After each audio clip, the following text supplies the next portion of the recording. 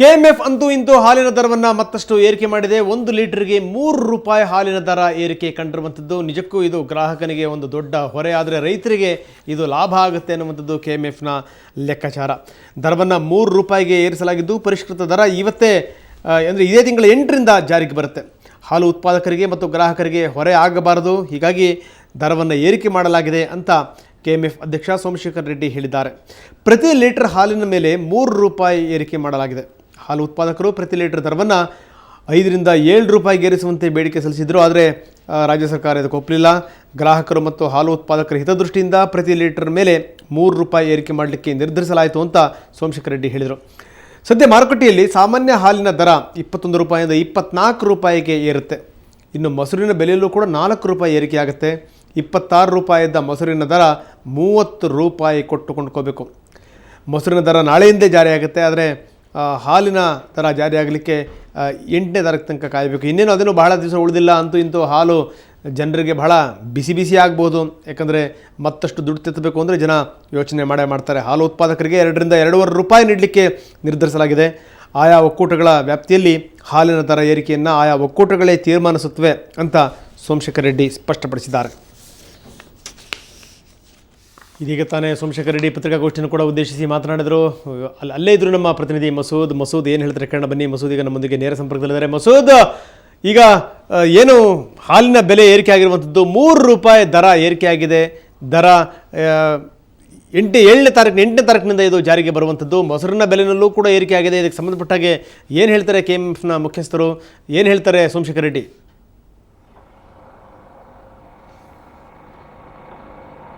ರಂಗನಾಥ್, ಇದು 3ನೇ ಬಾರಿಗೆ ಅಂದರೆ ಸೋಮಶೇಖರ್ ರೆಡ್ಡಿ ಅವರು ಅಧ್ಯಕ್ಷರಾದ ಮೇಲೆ 3ನೇ ಬಾರಿಗೆ ದರ ಜಾಸ್ತಿ ಆಗಿರುವಂಥದ್ದು. ಕಳೆದ ಫೆಬ್ರವರಿನಲ್ಲೂ ಕೂಡ ₹2 ಜಾಸ್ತಿ ಆಗಿತ್ತು.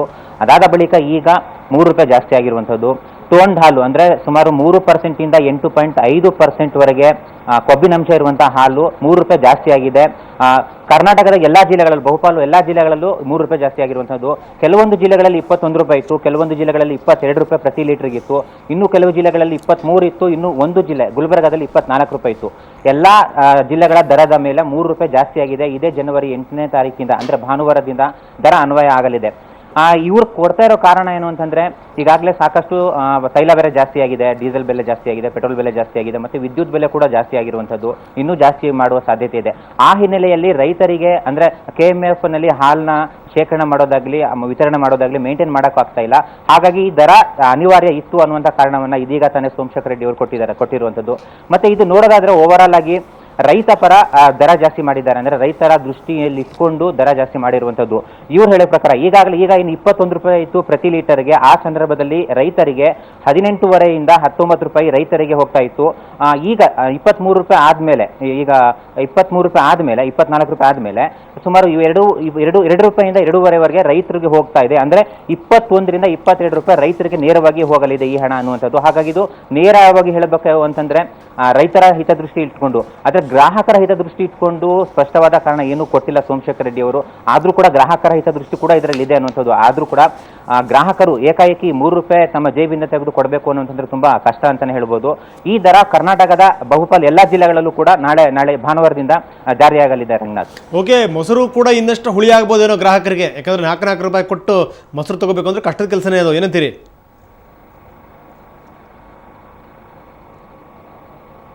ಖಂಡಿತವಾಗಿ ಮೊಸರು ಕೂಡ ನಾಳೆಯಿಂದಾನೇ ಜಾರಿಯಾಗಲಿದೆ. ಅದು ಕೂಡ ₹26 ಇತ್ತು ಪ್ರತಿ ಲೀಟರ್ಗೆ, ಈಗ ₹4 ಏಕಾಏಕಿ ಜಾಸ್ತಿ ಮಾಡಿದ್ದಾರೆ. ₹4 ದಿಢೀರ್ ಅವರು ಜೇಬಿನ ತೆರಬೇಕು ಗ್ರಾಹಕರು, ಅದು ಬೇರೆ ಒಂದು ಕಷ್ಟ. ನಾಳೆಯಿಂದಾನೇ ಮೊಸರು ಬೆಲೆ ಕೂಡ ಜಾಸ್ತಿ ಆಗಲಿದೆ.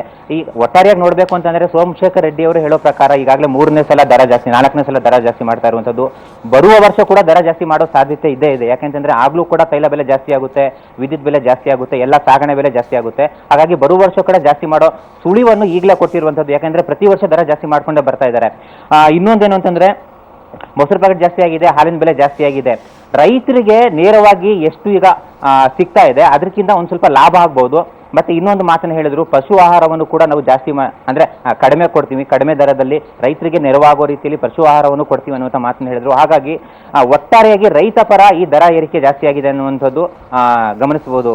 ಓಕೆ, ಇದೆಲ್ಲದರ ಜೊತೆಗೆ ಒಂದು ಮಾತ್ರ ನಾವಿಲ್ಲಿ ಗಮನಿಸಲೇಬೇಕು. ಅದು ಸೋಮಶೇಖರ್ ರೆಡ್ಡಿ ಹೇಳಿರುವಂಥದ್ದು, ಆಯಾ ಒಕ್ಕೂಟಗಳೇ ನಿರ್ಧಾರ ಮಾಡುತ್ತವೆ ಎಷ್ಟೆಷ್ಟು ಬೆಲೆಯನ್ನು ಏರಿಸಬೇಕು ಏನು ಅನ್ನೋದ್ರ ಬಗ್ಗೆ ಕೂಡ ಅವರು ಮಾಹಿತಿಯನ್ನು ಕೊಟ್ಟಿದ್ದಾರೆ.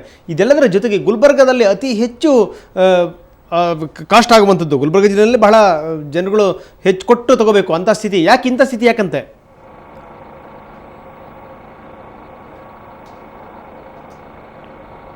ಗುಲ್ಬರ್ಗಾದಲ್ಲಿ ಅಂತ KMF ಇರೋದು ಬೆಂಗಳೂರಿನಲ್ಲಿ, ಹಾಗಾಗಿ ಸಾಗಣೆ ವೆಚ್ಚ ಜಾಸ್ತಿ ಆಗುತ್ತೆ ಅನ್ನುವಂಥದ್ದು ಒಂದು ಕಾರಣ. ಗುಲ್ಬರ್ಗ ಈಗಾಗಲೇ ದೂರ ಇದೆ, ಮುಖ್ಯ ಕಾರಣ ಇದಕ್ಕೆ ಸಾಗಣೆ ವೆಚ್ಚ. ಅಲ್ಲಿಂದ ಹಾಲು ತರಬೇಕು, ಅಲ್ಲೂ ಕೂಡ ಒಕ್ಕೂಟಗಳಿದ್ದಾವೆ. ಒಟ್ಟಾರೆಯಾಗಿ ಕರ್ನಾಟಕದಲ್ಲಿ 13 ಒಕ್ಕೂಟಗಳಿದ್ದಾವೆ. ಆದರೆ ನೇರವಾಗಿ ಹಲವು ಲೀಟರ್ ಹಾಲುಗಳು ಇಲ್ಲಿಗೆ ಬರ್ತವೆ. ಪ್ರತಿ ಬೆಂಗಳೂರು ಒಂದರಲ್ಲೇ ಸುಮಾರು 16ರಿಂದ 17 ಲಕ್ಷ ಲೀಟರ್ ಹಾಲು ಮಾರಾಟ ಆಗುತ್ತೆ. ಹಾಗಾಗಿ ಲಾಸ್ಟ್ ಟೈಮ್ ಏನು ಜಾಸ್ತಿ ಮಾಡಿದ್ರು 2 ರೂಪಾಯಿ, ಆ ಸಂದರ್ಭದಲ್ಲೇ ಆ ಜಿಲ್ಲೆಗಳಲ್ಲಿ ಜಾಸ್ತಿ ಇತ್ತು. ಹಾಗಾಗಿ ಅದ್ರ ಮೇಲೆ 3 ರೂಪಾಯಿ ಜಾಸ್ತಿ ಆಗಿರುವಂಥದ್ದು. ಕೆಲವು ಜಿಲ್ಲೆಗಳಲ್ಲಿ 21 ರೂಪಾಯಿ ಇತ್ತು, ಕೆಲವು ಜಿಲ್ಲೆಗಳಲ್ಲಿ 22 ರೂಪಾಯಿ ಇತ್ತು, ಒಂದು ಜಿಲ್ಲೆನಲ್ಲಿ 24 ರೂಪಾಯಿ ಇತ್ತು. ಹಾಗಾಗಿ ಅದರ ಆಧಾರದ ಮೇಲೆ ಈಗ 3 ರೂಪಾಯಿ ಆ್ಯಡ್ ಮಾಡಿದ್ರೆ 27 ರೂಪಾಯಿ ಆಗಿದೆ ಗುಲ್ಬರ್ಗದಲ್ಲಿ. ಇನ್ನು ಉಳಿದ ಜಿಲ್ಲೆಗಳಲ್ಲಿ 24, 25 ರೂಪಾಯಿ ಆಗಿರುವಂಥದ್ದು. ಮುಖ್ಯ ಕಾರಣ ಇದು ಸಾಗಣೆ ಆಧಾರದಲ್ಲಿ. ರಂಗನಾಥ್, ಓಕೆ, ಸೊ ಅಂತೂ ಇಂತೂ ಗ್ರಾಹಕರು ಯಾವ ರೀತಿ ಕೋಪಗೊಳ್ತಾರೆ ಅವ್ರನ್ನ ಶಮನ ಮಾಡಲಿಕ್ಕೆ ಅವ್ರು ಹೇಳಿದ್ದೇನು ಅಂತ ತುಂಬ ಚೆನ್ನಾಗಿ ತುಂಬ ಬುದ್ಧಿವಂತಿಕೆ ಉತ್ತರ ಕೊಟ್ಟರು. ನಾವು 6ರಿಂದ 7 ರೂಪಾಯಿ ಜಾಸ್ತಿ ಮಾಡಿ ಅಂತ ಹೇಳಿದ್ವಿ, ಆದರೆ ಮುಖ್ಯಮಂತ್ರಿಗಳು ಇದನ್ನೇ ದೃಷ್ಟಿಯಲ್ಲಿ ಇಟ್ಕೊಂಡು 3 ರೂಪಾಯಿ ಮಾಡಿದ್ರು ಅಂತ. 3 ರೂಪಾಯಿನೂ ಕೂಡ ಕೊಡಲಿಕ್ಕೆ ಕಷ್ಟನೇ ಅನ್ನೋದ್ರ ಬಗ್ಗೆ ಏನಾದರೂ ಮಾತಾಡಿದ್ರೆ ಅವರು?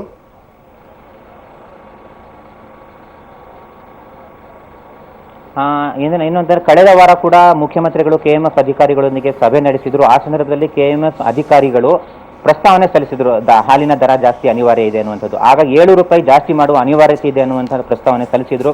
ಆ ಸಂದರ್ಭದಲ್ಲಿ ಮುಖ್ಯಮಂತ್ರಿಗಳು ಶೀಘ್ರದಲ್ಲೇ ದರ ಜಾಸ್ತಿ ಮಾಡ್ತೀವಿ ಅನ್ನುವಂಥ ಮಾತನ್ನು ಹೇಳಿದರು. ಶೀಘ್ರದಲ್ಲೇ ಅಂದರೆ ಇವತ್ತು ಜಾಸ್ತಿ ಮಾಡಿದ್ದಾರೆ. ಅಳೆದು ತೂಗಿ 3 ರೂಪಾಯಿ ಜಾಸ್ತಿ ಮಾಡಿದ್ದಾರೆ. ಅವ್ರಿಗೆ ಕೇಳಿದ ಅಷ್ಟು ಅಂದರೆ 7 ರೂಪಾಯಿ ಅಷ್ಟು ಜಾಸ್ತಿ ಮಾಡಿಲ್ಲ, ಒಂದು 3 ರೂಪಾಯಿ ಜಾಸ್ತಿ ಮಾಡಿರುವಂಥದ್ದು. ಅದು ನಾಡಿದ್ರಿಂದ ಜಾಸ್ತಿ ಆಗುತ್ತೆ. ಆ ಸರ್ಕಾರನೂ ಕೂಡ ಅಂದರೆ ಇನ್ನೊಂದು 1.25 ವರ್ಷದ ನಂತರ ಚುನಾವಣೆ ಇರುವಂಥದ್ದು. ಸರ್ಕಾರನೂ ಕೂಡ ಈ ದೃಷ್ಟಿಯಲ್ಲಿ ಬುದ್ಧಿವಂತಿಕೆ ಮೆರೆದಿದೆ ಅನ್ನುವಂಥದ್ದು. ಆ ಮೂಲಕ KMF ಕೂಡ ಸರ್ಕಾರನೂ ಕೂಡ ತೃಪ್ತರಾಗಿದ್ದಾರೆ, ರೈತರು ಕೂಡ ತೃಪ್ತರಾಗಿರ್ಬೋದು. ಆದರೆ ಗ್ರಾಹಕರು ಮಾತ್ರ ಅತೃಪ್ತರಾಗೇ ಇರ್ತಾರೆ. ಯಾಕೆಂತಂದ್ರೆ ಈಗಾಗಲೇ ಅವರು ಸಾಕಷ್ಟು ವಸ್ತುಗಳ ಬೆಲೆ ಜಾಸ್ತಿ ಆಗಿದೆ. ಹಾಗಾಗಿ ಇದು ಕೂಡ ಒಂದು ಸಂಕ್ರಾಂತಿಗೆ, ಹೊಸ ವರ್ಷಕ್ಕೆ ಸರ್ಕಾರ ಕೊಡ್ತಿರುವಂತಹ ಒಂದು ಕೊಡುಗೆ ಅಂತ ಹೇಳ್ಬೋದು. ಕೊಡುಗೆ ಅಂತ ಹೇಳಲಿಕ್ಕಾಗಲ್ಲ, ಒಂಥರ ಶಾಕ್ ಅಂತ ಹೇಳ್ಬೋದು. ರಂಗನಾಥ್, ಓಕೆ ಮಸೂದ್, ತಮ್ಮೆಲ್ಲ ಮಾಹಿತಿಗೆ ಧನ್ಯವಾದಗಳು.